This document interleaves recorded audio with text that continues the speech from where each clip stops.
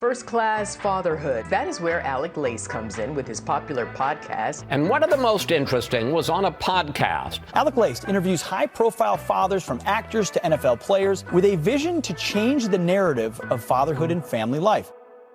What's doing, everybody? I'm Alec Lace. Thank you for watching First Class Fatherhood, a family-made media podcast. Well, the NASCAR season is heating up as the playoffs are just about to get underway.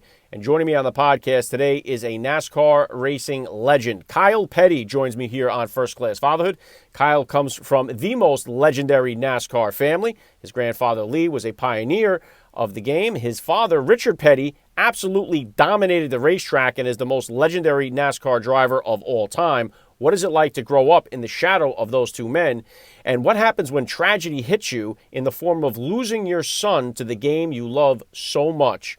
Well, Kyle Petty talks about all that in his new book, Swerve or Die. We are going to jump into all that and so much more. Grab a copy of the book. It's down there in the description below. While you're down there, smack the subscribe button, tap that like, and let's jump into it right now with Kyle Petty on First Class Fatherhood. Joining me now, First Class Father Kyle Petty. Welcome to First Class Fatherhood. Thanks for having me, man. I really appreciate it.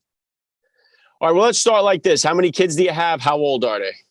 Okay, so I was married once before, and I had my oldest son, Adam, was killed in a racing accident. He would have been 42. Austin is 40, and then I have a daughter that's 36 from that marriage. And Morgan and I have been married for a wonderful 6 years, and we have a 4-year-old, Overton, a 2-year-old, named Cotton, and a 2-month-old named Avant. So I'm both ends of the spectrum right here. You're talking to a father with both ends of the spectrum. Wow, incredible stuff, man. So take me back to the beginning of your fatherhood journey then, Kyle. About how old were you when you first became a dad, and how did that experience change your perspective on life? So here's the thing. Honestly, when I first became a father, I was 20 years old. I was a kid. And you know, and obviously Austin came at 22, Montgomery Lee came at 25. So you're young, man. You're just young, and it changes your world. Change your world. You know, it's that there's a comedian, and he says, "Have you made a human? Have you ever made a human?" And you're the leader of that human. You know, that kind of thing. And it just hits you, man, and you realize that's such a big thing. And I was very blessed. We grew up in rural North Carolina.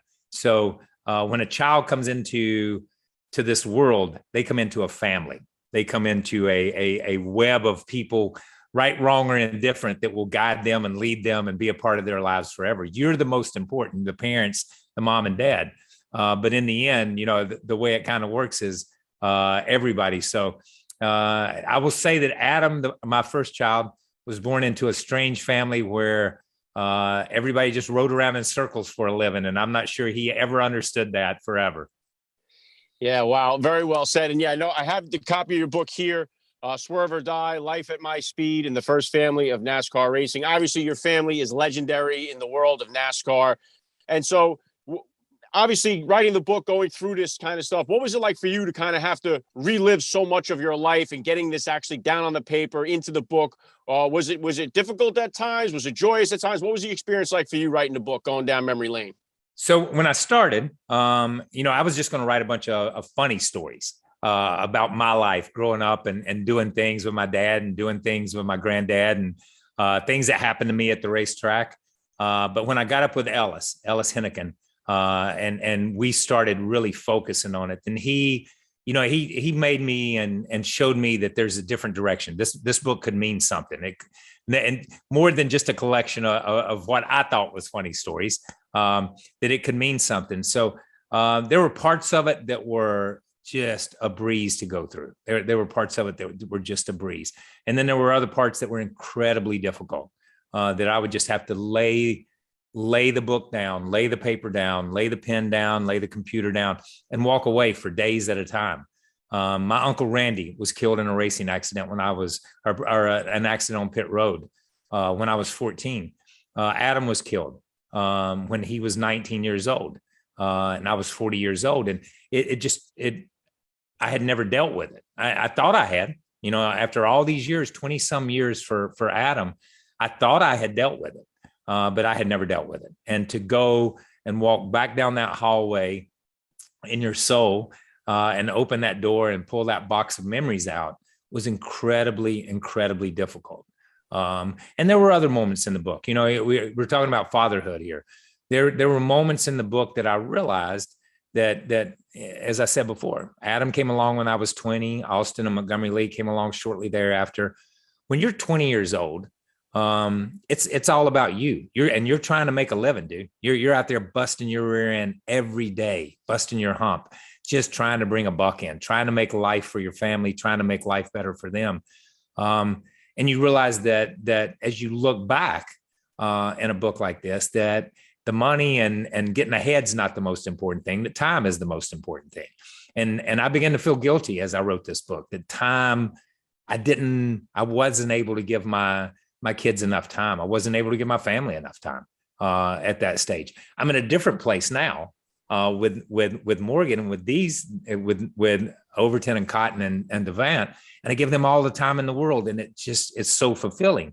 But I think those are little things as I wrote the book that I didn't think I was going to have to confront, that made me confront who Kyle Petty was, what Kyle Petty was as a father, what Kyle Petty was as a person, what Kyle Petty, what your life had been like. So there were parts, like I said, from Adam, incredibly difficult and harder to read. You do this podcast, you know what it's like.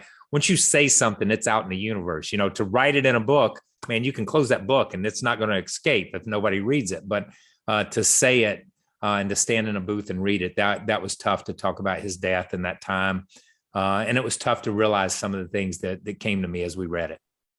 Yeah, and I'll tell you, I received the book a few days ago. I went right to your section there on fatherhood, where you talk about being a dad. And yeah, unfortunately, I've interviewed too many dads that have had to bury one of their children. And I think just sharing those stories of how you've gone through the process is helpful and beneficial to so many other parents or anybody who's really grieving a loss in their family. So I think it was a beautifully well-written piece that you did in a tribute to your son. And I was wondering if you could tell the story, because I thought it was fantastic. I know I don't want to give too much away in the book here, but when you talked about Adam, when he had the choice between the $15 and the trophy, I thought there was such a great, valuable lesson in that. I was wondering if you could just hit the listeners with that story real quick. Yeah, you know, Adam raced go-karts, and not a lot, because we weren't going to stay in go-karts for the rest of his life, so we didn't want to spend a ton of money on him. But go-karts can be expensive for all the parents out there who have a child that wants to ride. Listen, the only thing that's more expensive for a father than go-karts are horses. If you've got daughters and they've got horses, that's incredibly expensive, and every father knows that. But he raced go-karts and he won. He finally won a race. He kept telling me that, man, I need a better motor. I need this. I need that. And I'm like, learn to drive, and I'll get you all that stuff. So he finally won a race, and he called me, and he was so excited that he had won a race, man. He was 9 years old, so excited. And he told me, he said, man, I got $15 for winning the race. And he was telling me all this stuff, and I'm going to help pay for tires. I'm going to help pay for the engines. You know, we're going to get better. And I said, well, what about the trophy? What's the trophy look like? And he said, well, I didn't get the trophy. I took the $15. You can take the trophy or you get the $15. That's what they do at this little go-kart track that he raced at. So I said, well, when I get home, we'll talk about it. So we sat down and we went on, took a piece of paper, and I wrote out, you know, how much tires cost, how much a go-kart cost, how much an engine cost, how much fuel cost to get to the go-kart track and back, how much food costs, because you eat a lot. So how much all that stuff costs.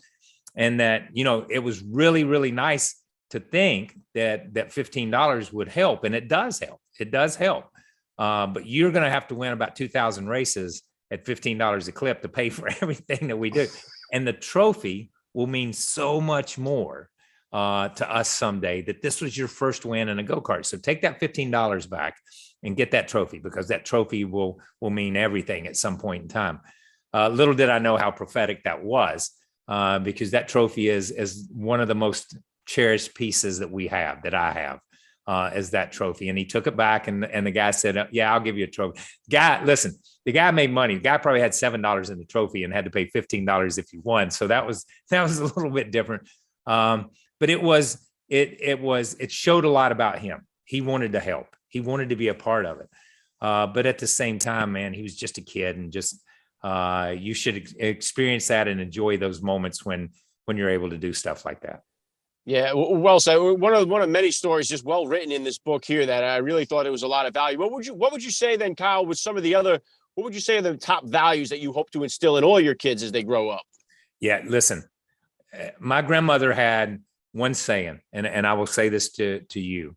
And I think this is funny. My grandmother Owens, my mother's mother, and this is the way my mother raised us. And it's funny. Be kind. Be kind. Kind encompasses everything. Kind encompasses integrity. It encompasses honesty, and it encompasses everything that you want in a child. If you have a child with a kind heart, a child that has empathy, that's willing to give back, that's willing to care about other people. And you know, that was us. We were very, very blessed. My sisters and I were very blessed growing up. We were able to go, we were able to travel, we were able to do things that other kids didn't. And my mother would always tell us, don't talk about it. Don't talk about it, because other kids don't have that opportunity. That's you. That's what your family is able to do. And Morgan and I raised our kids that same way. We go and do things, but they're not to be bragged about. They're not to be talked about. These are things that we do. And be kind to everyone. You don't know what kind of day they've had. You don't know what kind of life they've lived. You don't know where they're going through or what they're passing to. So just show someone kindness. And I think for me, that's been the way I've tried to live my whole life. And that's the one value for me that I've always tried to instill. Share. It encompasses everything, you know, and my grandmother was right. It's that umbrella word that really you can connect everything back to kindness. And, you know, I'm very, very blessed. Overton has started school, and the teacher, one of the first things the teacher said was, he's the sweetest, kindest little boy. And I'm like, man, that just makes your heart just swell. And Austin and Montgomery Lee have grown up, and I have grandkids, and they're the same way. And I think that comes honestly from my grandmother to my mother, and hopefully we will pass it on to another generation. Yeah, really great stuff, Colin. I know just for myself, there's nothing better than getting that compliment from somebody who's been with your children and then talks to you at the end. The last thing you want to hear is that they misbehaved or they disrespected in some way. But when you get those positive feedback, it does so much for your ego or your confidence as a parent. So it's so important. And one thing, I bring on a lot of obviously successful people on the podcast here, like yourself. And one of those things, like I recall, like too, some of the racing guys, like Mario Andretti came on here. I know he has kids that followed into the racing world as well. And it's so many of the dads that I've had on have just crushed it in their particular sport or whatever it is that they're doing. And then to have children to kind of have to come up. I know as sons, we always want to impress our dads. We want to do what they're doing. You grew up with a father that was already, you know, he made a name for himself, was a legend in the sport. Talk to me just for a second about that. How did you kind of like make sure that your kids didn't feel that pressure that they had to follow in your footsteps, live up to your kind of expectations or something like that? And how did you kind of balance that relationship? So it was really easy. And I hope they've listened. I do. You pray they listen. I think my other kids did. I hope that Overton and Cotton and Devant listened. We were very, very blessed to have my mom and dad and to have the grandparents I had. And they told us early on, when we were growing up, and especially as I started to race, you are Kyle Petty. You are not Richard Petty, and you are not Lee Petty. God does not create clones. God creates people. He creates individuals. You're going to be different. No matter how much you try to be the same, you're going to be different. So don't try to be the same. Just be who you are. And that was the freedom that we had growing up. That was the freedom that we had to be guitar players, to be farmers, to be teachers. My sister's a teacher. She taught for 32 years, to do whatever we wanted to do, and that they would help us in any way they could. So I never tried to be Richard Petty. I tell people, and I will tell you, if you could have my granddad sit down in this seat and you ask him 5 questions, and then have my dad sit down and you ask him 5, and then you have me come along and you ask me the same 5, and then you ask Adam the same 5 after me, you would end this conversation, you would end this interview and say, well, we just had 4 guys that don't even know each other on as guests, and they answered all these questions. And that's, to me, that's a compliment. That is a compliment, because that shows that we were able to think different, to be different. And I tell people, in a funny way, but in a dead serious, true way. I grew up in the shadow of Richard Petty, the greatest race car driver, as far as I'm concerned, NASCAR driver that ever lived. And people want you to be Richard Petty. They want to project their hopes and dreams and aspirations. I'm not a projection screen. I'm Kyle. You can project all you want to, but I'm going to be who I am. That's just all I can be. But at the same time, when I got out there on the racetrack and was competing with my dad, there were 40 other guys who weren't Richard Petty either. There was only one Richard Petty. You talked about Mario Andretti. There was only one Mario Andretti. That's a level of greatness that few achieve. And you've got to understand that that's a rare thing that comes along every now and then. And that may not be you. You can strive for it. That's what it's there for, to give you something to a goal, to give you something to try to reach. But, I wasn't the only one. As I'd look around the garage area when the race was over with and we were all standing somewhere different. And he was hoisting a trophy and celebrating. It was one of those things. I wasn't the only one over there. I was in the majority, not in the minority. So it wasn't as hard as it could have been. If I had tried to be him, I don't know where I would be. If I didn't have the parents and have my mom and dad and have my grandparents to instill those goals in us and those values in us, to try to be a clone, just be yourself. Yeah, so important too. And I think just as like the general public here, or we kind of get the sense if we see somebody whose kid, oh, well, that makes sense because their dad did it. Like I've had a lot of Navy SEALs on here. And I would imagine like if your dad was a Navy SEAL and you're going through, it would probably make it that much more harder for you because everyone expects you to already make it. So it's like the bar is already set there and all you can do is disappoint or let down at that point. So I think there's pressures that we don't see from the outside looking in that are more challenging, I would imagine, than we think. Yeah, I think it's that same old thing. And I will say this again, that they're just inherited. You're laying in the crib at 6 months old and somebody's already talking about you being a race car driver. You're laying in a crib at 6 months old and somebody's already talking about you being a Navy SEAL as you bring up and are emulating or taking on the family business, or man, wonder what the business is going to be like when he comes along, that kind of, and that is such unrealistic expectations to project on a child of any age. And you have to wait until that child develops and understand where that child's at, and then try to give that child the most tools that you can give him and the best tools that you can give him to succeed in whatever that child chooses. And my dad gave me that. I chose to follow in his footsteps, and they gave me the best stuff they could give me. I won a few races. Not as many as him, but nobody won as many as him. And I was successful in my own way. And I did other things too, because that's just that much of my mom in me. That's the way it works. There's a dad and a mom that make a child. It's not just all about the dad or all about the mom. Though fans sometimes would like to think that's the way it is, that the father just spits out the child and he's going to be the clone. But, I think you allow your child, and I've allowed my children to just be the best person they can be. And when it's all said and done, that's what it's all about. That's not, you don't take your bank account to the grave with you. You don't take, all your worldly goods to the grave with you. You take your soul to the grave with you. And that's a different judgment. Yeah, right on with that, Kyle. And talk to me then about your discipline style as a father. Is it what type of disciplinarian are you as a dad, and is it different than the discipline style that you grew up with? You know what? It's kind of the same right now with little kids, and it's fascinating. Okay, because my mom, I'll go back to my mom on this. All right, is that when you're a child, there's a reason they call you a child, okay? Because you're not developed. You're not an adult. And I'll never forget going to school, and I could not grasp this because my mom had always kind of let us be who we were. You're in the third grade, and the teacher would say, you're in the third grade now. You need to act older. I'm in the third grade. You know what I mean? Recess is still my favorite subject. You know what I mean? That's the way it is when you're in the third grade. I'm a kid. And I think that's, for us and Morgan and I, especially with our children now, it's let them be kids. He's a 4-year-old. Don't lose sight that he's a 4-year-old. He can't reason. He can't think. So you need to sit down, talk to him, explain things.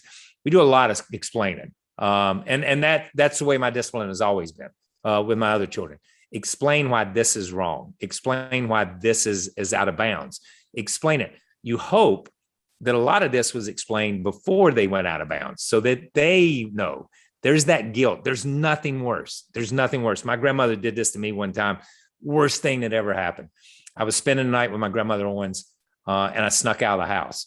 And it was like 9:30, and I just went down the street to play around the basketball. It wasn't like I did anything, but I snuck back in. It was about 11:15, and she was sitting in a chair when I walked through the door. And she was like, "Your mother leaves you here for me to look after. It's my responsibility to make sure you're safe. And what you did broke a trust, and what you did could have been really bad. And I'm not going to do anything. I just want you to think about that." I was crushed. You know what I mean? I had hurt my grandmother, and I was crushed in that moment. She could have physically disciplined me. She could have grounded me for the rest of my life as long as I stayed with her. But that's not, she just threw a couple of words out there in that nice, quiet little voice she had. She stood 4 foot, 11 inches tall. So she was a little woman. She just threw it out there, and that was it. The hardest discipline I've ever had are moments like that. And that's kind of the way that my mom was. And that's the way I take it and have taken the approach with my kids. Is there are moments when you have to be incredibly stern, and it hurts your heart a lot more than it hurts theirs. And they don't see what the consequences could have been, what could have happened, what might have happened. Praise that it didn't happen, but what could have happened. But you have to use that as a learning experience so they can see that. So I think our discipline style right now is we're in that timeout mode. But at the same time, it's like, I want you to go to your room, and when you think you can come out and not hit your brother or not throw your toys across the room or do what we're asking you to do, then you can come out of the room. And Overton is hilarious. He'll go in there, and sometimes he'll stay for 30 minutes with the lights off all by himself. And then he'll say, "Okay, I can come out." And sometimes he'll go in there for 2 seconds, and it's like, "I'm good. I can come out now." But at least you're starting that process of getting that in his head that going to your room is a disciplinary action. Yeah. Yeah, really, really well said, Kyle. And it's funny because my father had me when he was 50 years old. He had me later in life. So I had brothers that were in their 20s. I have a nephew older than me. And they always kind of rib me like, "Oh, you're getting the better because dad's older now. You have it easier than we had it," that type of deal. So what would you say is the biggest difference for you being a father now to your kids as opposed to your first set of kids? I think that's it. I think you are a different father. Yeah, I'm not going to say you're a better or a worse father, but you are a different father. Because like I said, at 24, 25, listen, I'm just trying to get to a racetrack and make a living. I'm just trying to bring a buck in. I'm just trying to be able to do things so you can have a go-kart, so you can have a bicycle. I'm thinking material things. I'm thinking that. I think you get to an age, and it's not about material things. It's about life's lessons. It's about understanding the world. And I wish I had known and had that approach when I was younger. I wish that I could have done that. I was probably as a disciplinarian. No time out. Just go to your room. That's it. Don't come out until I tell you can come out. You were probably a little bit different from that part, but I think that I wish there was a balance. I wish that I had known a lot more. It's that same old crazy saying. I wish I knew then what I know now. And I really do. Sometimes I think, and I've said this since having Overton and Cotton and Devant, is God gives you children at the wrong end of your life. You should spend that time, and you're still a kid at 20, at 25, at 30. You're still there, man. It's about you.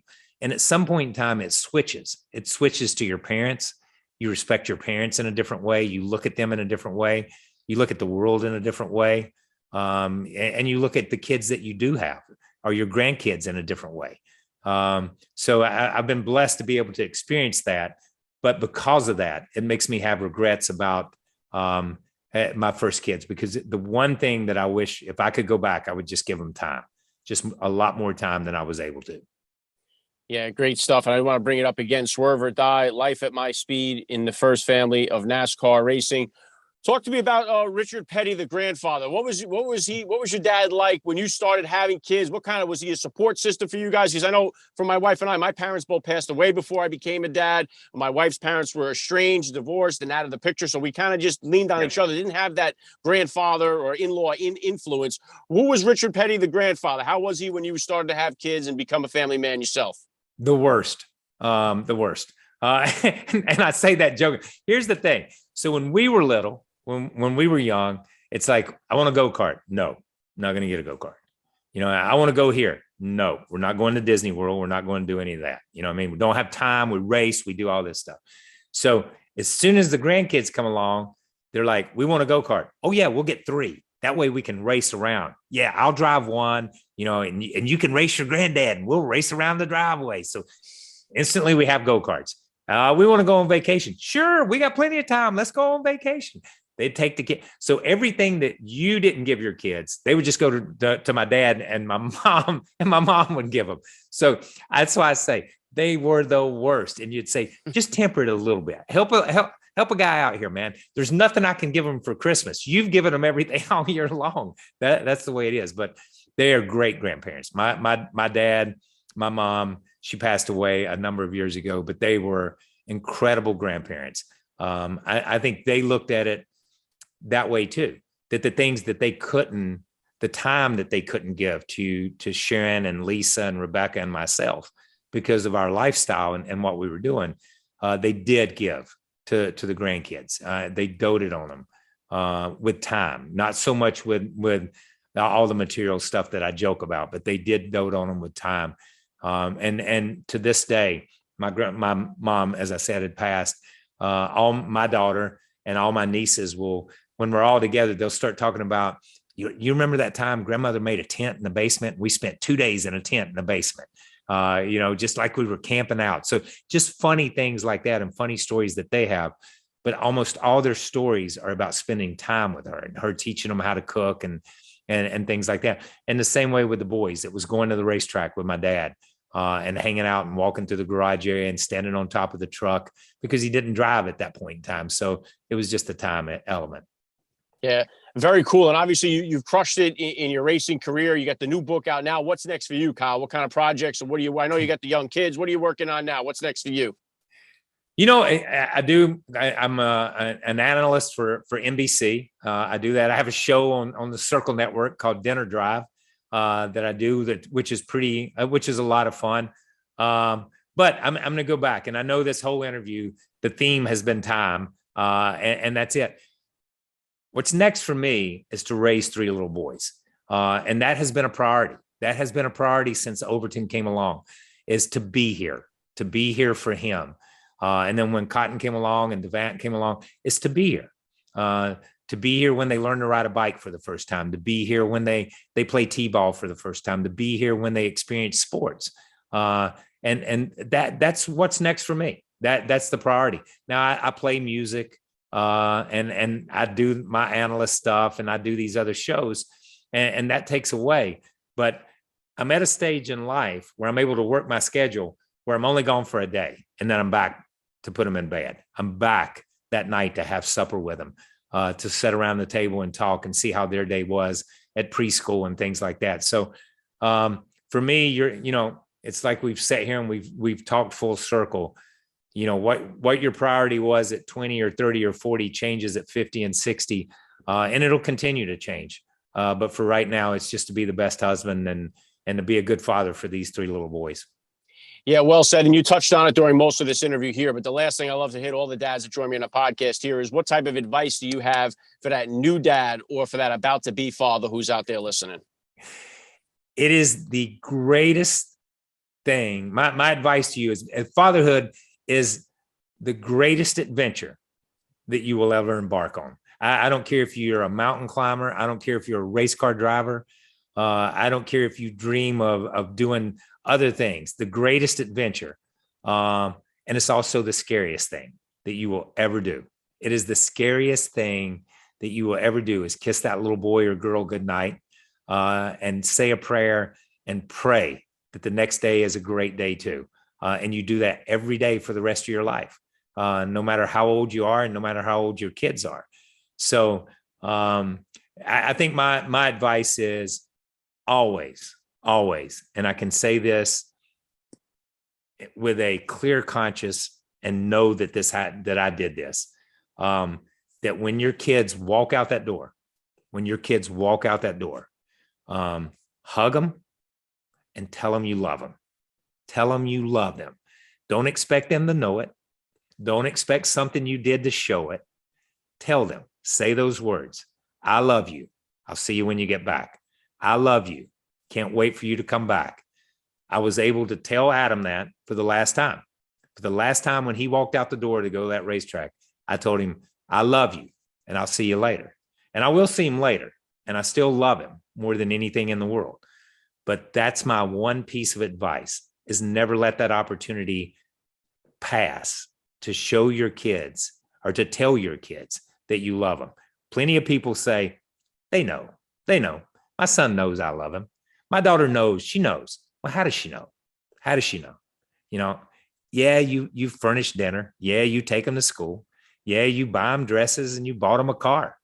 That's nice, but say it and mean it when you say it. So that's my biggest piece of advice. Always say I love you. Yeah, very well said. This has been an honor for me. I love the message. Kyle Petty, you're a first-class father all the way, and thank you so much for giving me a few minutes of your time here on First Class Fatherhood. Thank you, man. Thanks for having me. I really appreciate it. You have been listening to First Class Fatherhood. First Class Fatherhood is a family-made media podcast. Please visit www.firstclassfatherhood.com or www.familymade.com to find out more details. You can order First Class Fatherhood advice and wisdom from high-profile dads on Amazon.com or wherever books are sold. Thank you for listening to today's podcast. Proverbs 22:6 tells us, train up a child in the way he should go, and when he is old, he will never depart from it. God bless, and I'll catch you next time.